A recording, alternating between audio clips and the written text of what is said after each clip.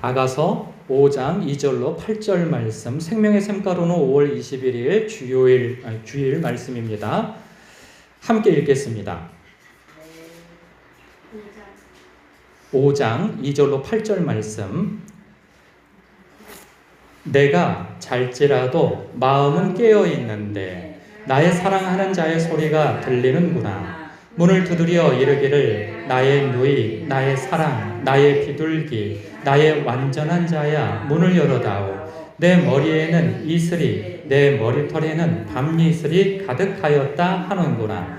내가 옷을 벗었으니 어찌 다시 입겠으며 내가 발을 씻었으니 어찌 다시 더럽히랴마는. 내 사랑하는 자가 문틈으로 손을 들이밀매 내 마음이 움직여서 일어나 내 사랑하는 자를 위하여 문을 열 때 모략이 내 손에서 모략의 즙이 내 손가락에서 문빗장에 떨어지는구나. 내가 내 사랑하는 자를 위하여 문을 열었으나 그는 벌써 물러갔네. 그가 말할 때에 내 혼이 나갔구나. 내가 그를 찾아도 못 만났고 불러도 응답이 없었노라. 성 안을 순찰하는 자들이 나를 만나매 나를 쳐서 상하게 하였고 성벽을 파수하는 자들이 나의 겉옷을 벗겨 가져갔도다. 예루살렘 딸들아, 너희에게 내가 부탁한다. 너희가 내 사랑하는 자를 만나거든 내가 사랑함으로 병이 났다고 하려무나. 아멘. 여러분, 지금 이거 남자가 얘기하는 걸까요? 여자가 얘기하는 걸까요? 자, 남자 손 들어보세요. 예, 남자. 여자 손 들어보세요. 예, 여자입니다. 여자. 예, 어렵죠? 그러니까 이게 남자가 얘기하는지 여자가 얘기하는지 알 수가 없어요. 그런데 자, 가만히 들여다보면 여자가 여자 얘기했구나 싶은 생각이 들어요. 근데 여러분, 여자가 얘기한다고 했을 때 지금 이 상황이 어떤 상황인지 여러분 그려지십니까? 이거 쉽게 이해가 되지 않는 상황이에요. 왜냐하면 오늘 오전에 예배 때 3장 부분을 말씀드렸잖아요. 그때 어떻게 됐어요? 청혼을 받았죠? 지금 술람미의 여인이 왕의 청혼을 받아가지고 느닷없이 왕의 부인이 됐어요. 목동의 아내가 될 거라고 생각했는데 왕의 아내가 되어져 버린 거예요. 그것도 솔로몬 왕 말이죠.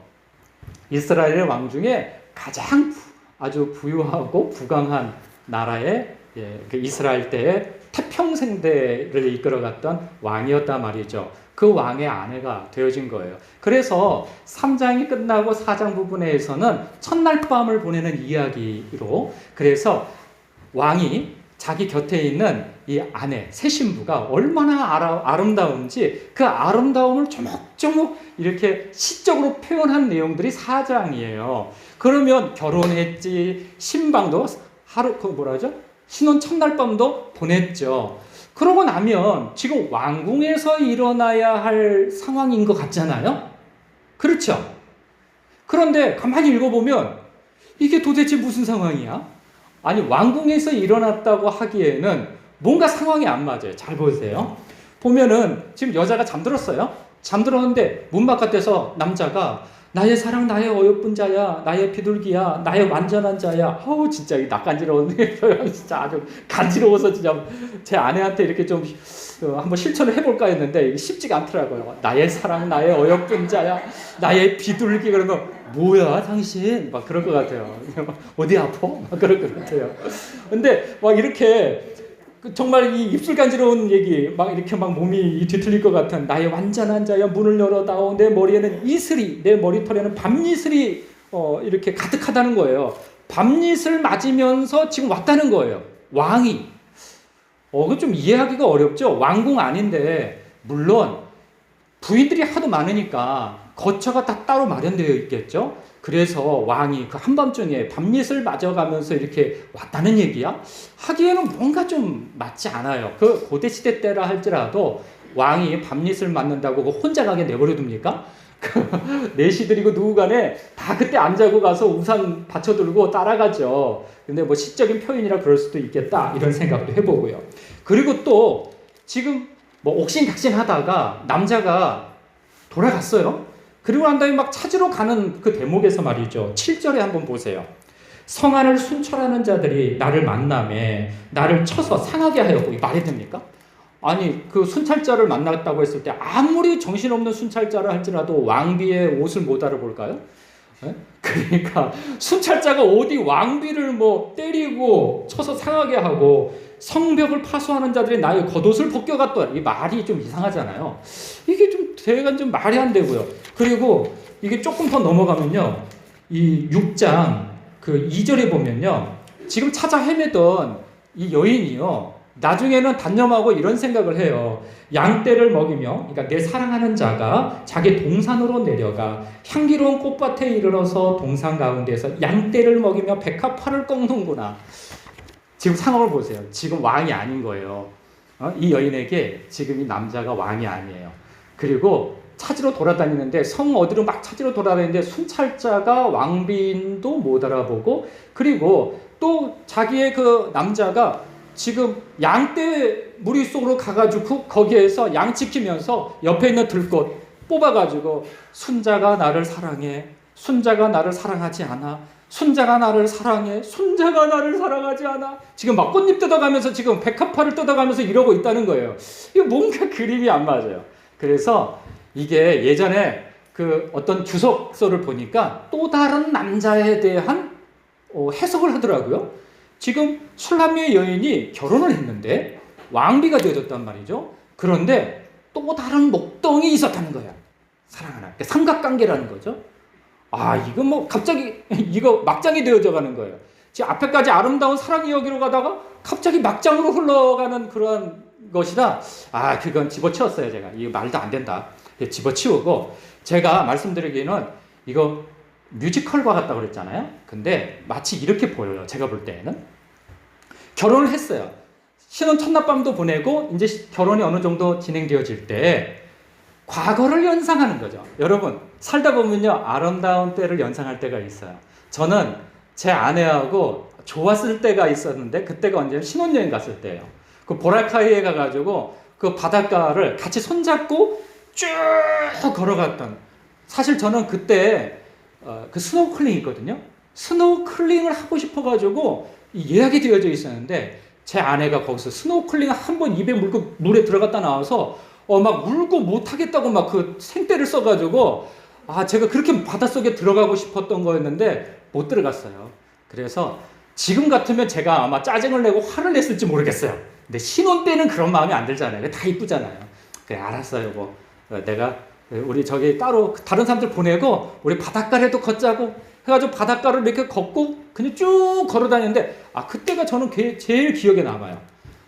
이렇게 그 사람들도 너무 친절하더라고요. 배 타고 지나가는 사람들이 우리 부부한테 그 막 손을 흔들고 막 인사를 하더라고요. 뭐라고 그러는데 뭐라고 하면서 막 인사를 하더라고요. 그래서 저희도 같이 손을 흔들었어요. 그때 우리가 무식해서 몰라서 그랬지, 나중에 알고 보니까 10회소 그런 거예요. 뭐냐면 그 배 타면 10회소에 태워준다 이거예요. 근데 저는 그것도 못 알아듣고 우리한테 인사하는 줄 알고 같이 손을 흔들고 막 그랬던 기억이 나는데, 아, 물이 너무 깨끗한 그곳에서 같이 사진도 찍고 그리고 같이 도란도란 얘기하면서 걸었던 그 추억, 마치 저도 지금 가끔 그런 때를 회상하면서, 아, 기회가 되면 또 한 번 가고 싶다 이런 생각을 갖곤 한단 말이죠. 그런데 지금 이때가 바로 과거에 자신들이 한참 사랑을 했던, 왜냐하면 연애 기간 너무 짧게 얘기가 나오잖아요. 뜨겁게 사랑했지만 그 이야기는 너무나도 짧게 나와요. 그런데 우리한테 이런 갈등의 시기도 있었지 하는 듯한 그러한 내용을 담고 있어요. 보니까 여기에서 내가 잘지라도 마음은 깨어 있었는데, 그 여인이 지금 옛날에 있었던 일을 회상해 보는 거예요. 나의 사랑하는 자의 소리가 들리는구나. 왜냐하면 그만때 부시럭부시럭 하면은 이미 그 촉이 살아있는 사람은 알아요. 내 남자가 왔구나 라고. 왜냐면 그때 데이트 시간이니까. 이 대낮에 양칠 때 그 이탈해서 올 수 있나요? 그 여인도 생각하기에는, 그래, 내 남자가 양을 우리에 이렇게 몰아놓고 그리고 이게 잠깐 쉬는 동안에 자기를 찾으러 와서 그 시간대 같이 연애를 하는 거죠. 근데 이 시간에 지금 정신이 반쯤 깨어 있는데 와서 문을 두드리는 거예요. 그러면서 아까 낯간지러운 고백들을 하는 거죠. 나의 사랑, 나의 어여쁜 자야, 나의 꽃사슴아, 나의 비둘기야, 완전한 자야, 문을 열어다오 막 그러는데 이 여인의 마음에 내가 옷을 벗었으니 어찌 다시 입겠으며 내가 발을 씻었으니 어찌 다시 더럽히랴마는 이게 피곤한 거예요. 이 아가씨도 낮에 놀고 있었던 게 아니잖아요. 밤새 낮에 일했어요. 포도밭에서 열심히 일하고 양도 치고 뭐 우리 같으면은 뭐 닭도 먹이고 오리도 기르고 막 하여간 바쁜 일을 다 도맡아서 하다 보니까 밤에 너무 피곤한 거죠. 연애도 좋지만 지금 너무 자고 싶다 뭐 이런 생각이 든단 말이죠. 그래서 난 지금 옷도 갈아입고 나가기도 좀 번거롭고 나갔다 들어오면 다시 발 씻어야 되고 이거 진짜 번거롭다 그런 마음이 들어서 미적미적거리고 있으니까 남자가 손을 이렇게 내미는 거예요. 같이 가자고.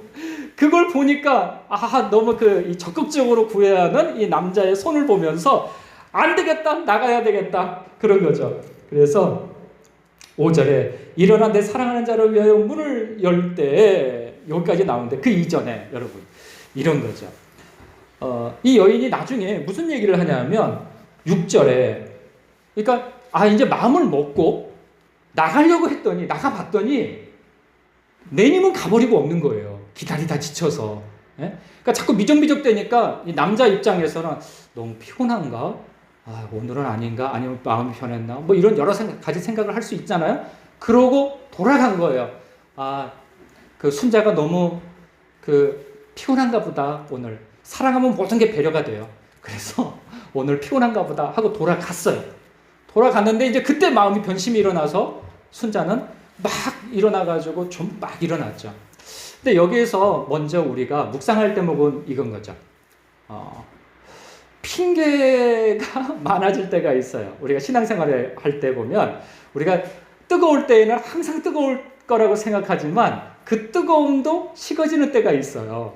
전에는 막 피곤해도 이유불문하고 내 몸이 아파도 이유불문하고 주님께서 부르신다 생각하면 교회로 뛰어가고 예배의 자리에 내 몸을 두고 기도의 자리에 내 자신을 두고 이러지만 이게 그 뜨거운 때도 지나가고 뭔가 맹숭맹숭할 때가 있어요. 처음에는 너무 고맙고 나를 사랑해 주는 것이 너무 고맙고 막 그런 고마움이 있는데 이 고마움도 계속 되어지면 익숙해지는 때가 와요. 아무리 하나님을 체험했어도요. 이것을 계속 사랑을 키워가고 그 속에서 계속 내가 하나님의 음성을 들었어도 하나님의 음성을 들은 그 시기부터 계속 부단히 하나님 앞에 나아가지 않으면 자신도 모르게 어느 순간에 식어져요. 식어져 버려. 언제 그랬나 싶은 때가 와버려요. 그러면 그때에는 핑계가 많아져요. 내가 피곤해서 예배를 드릴 수가 없고 내가 아파서 그리고 오늘 뭐 결혼식이 있어서 오늘 손님이 온다고 해서 그 이유가 많아지면 저마다 다 이유가 있어요. 지금 이 술람미의 여인도 이 순자도요. 왜 순자로 지었는지 모르겠어요.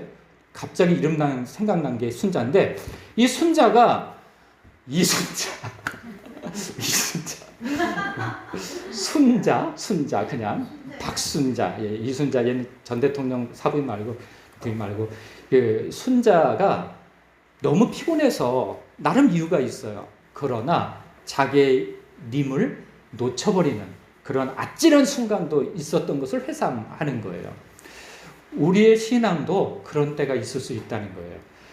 핑계가 많아질 수 있는 거죠. 여러분 새신자 같은 분, 새신자가 아니라 교회를 예전에 제가 그런 얘기 한번 해드렸어요. 저 구리에서 목회를 할 때 제가 어렵게 왕래를 하면서 전도를 하려고 한 할머니가 한 분 있었어요. 그분 찾아가려면 한 40분은 찾아갔어야 돼요. 1시간 정도. 버스 타고 한참 가고 또 내려서 걸어서 한참 걸어 들어가는 농지예요. 그 농지에 들어가서 그 기구한 할머니를 만나서 늘 찾아갈 때마다 무슨 소 닭 보듯이 쳐다보고 그랬거든요. 그럼 어쩌다가 한번 이렇게 제가 소개를 받고 가서 그렇게 된 거예요. 그런데 그 소개해 주신 분이 우리 교회를 나왔었거든요.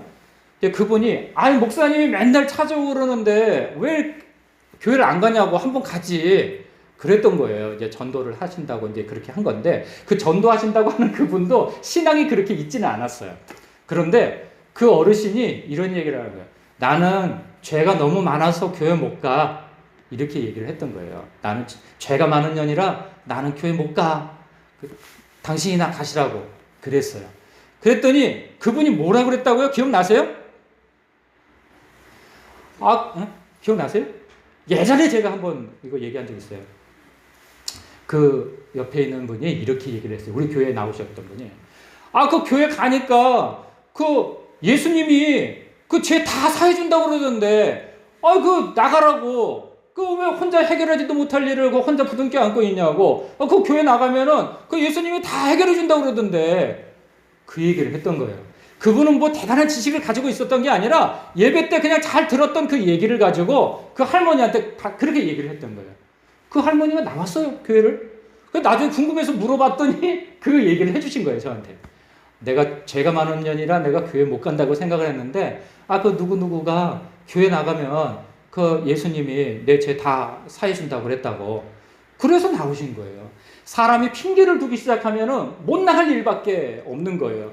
그런데 사실 핑계를 걷어내면 우리가 안 나갈 수가 없는 거예요. 하나님을 만난 사람은요, 그 하나님을 만난 그 기쁨과 그 감격 때문에 안 나가고 못 배겨요. 핑계가 다 거쳐진다 말이죠. 우리에게 있어서 성령님이 마음의 문에 노크를 할 때가 있어요. 얘야, 나랑 함께 내가 너를 만나고 싶구나. 성경을 통해서 만나고 싶구나. 내가 너를 기도를 통해서 만나고 싶구나. 내가 너를 예배를 통해서 만나고 싶구나. 찬양을 통해서 만나고 싶구나. 이렇게 여러분이 알만한 음성으로 마음의 문을 노크를 해요. 말귀는 못 알아들을지 몰라도 주님께서 지금 나를 찾으시는 것 같아. 이런 감동이 든단 말이에요.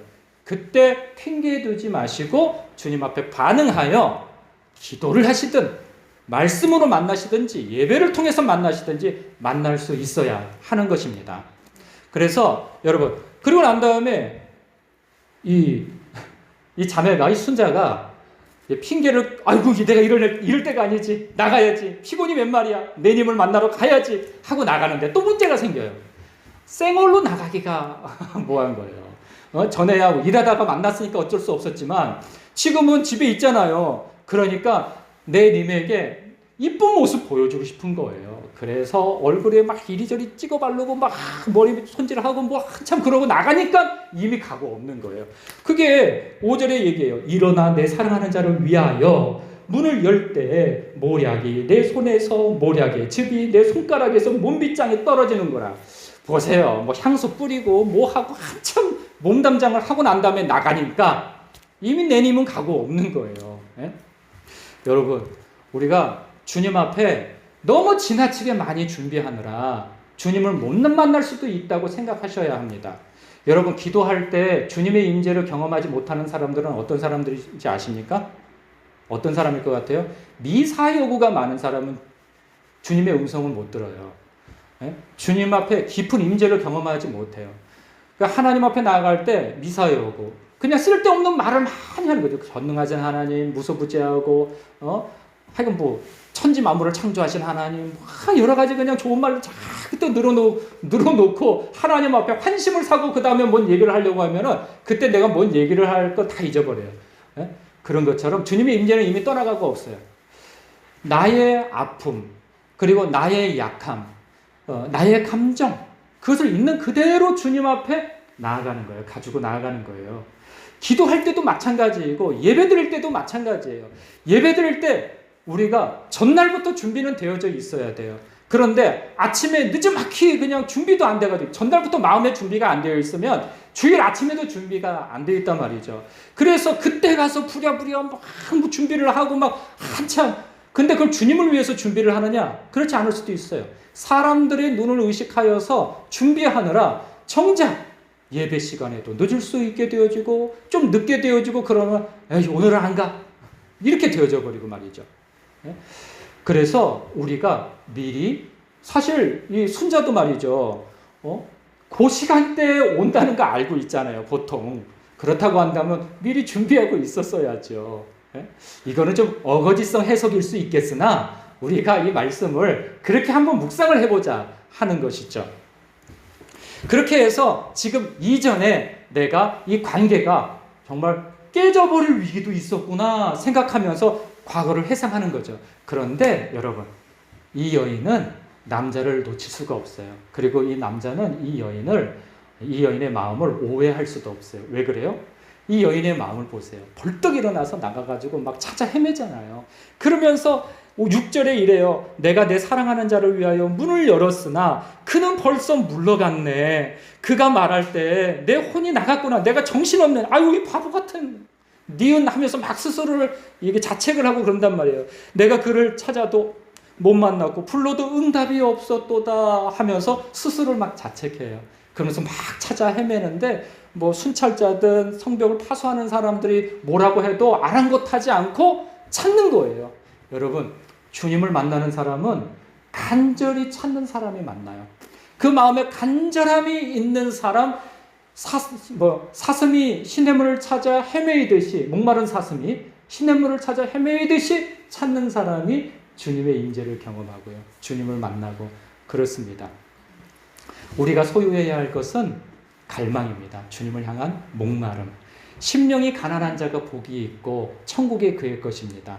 여러분, 우리가 아가서를 묵상하고 있는데 이 아가서를 통하여서 주님이 나를 얼마나 사랑하고 있는가, 그 사랑을 여러분 더욱 깨달으시고 그리고 더욱 그 사랑을 누리시고, 그리고 이렇게 이 여인이 나의 님을 찾아 헤매이는 것처럼 여러분의 영혼이 주님을 찾기에 이렇게 갈망을 가지고 찾아 나서는, 말씀을 통해서, 기도를 통해서, 예배를 통해서, 찬송을 통해서 이렇게 주님 만나시는 여러분 되시길 주님의 이름으로 축복합니다. 그런 사람은 행복합니다. 기도하겠습니다.